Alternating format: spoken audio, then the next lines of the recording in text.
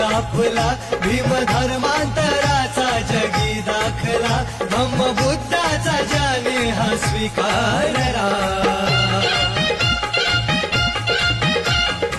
आनंद घेऊ सोहळ्यातला या सोहळ्यातला सखे नागपुराला नेईन तुला धम्म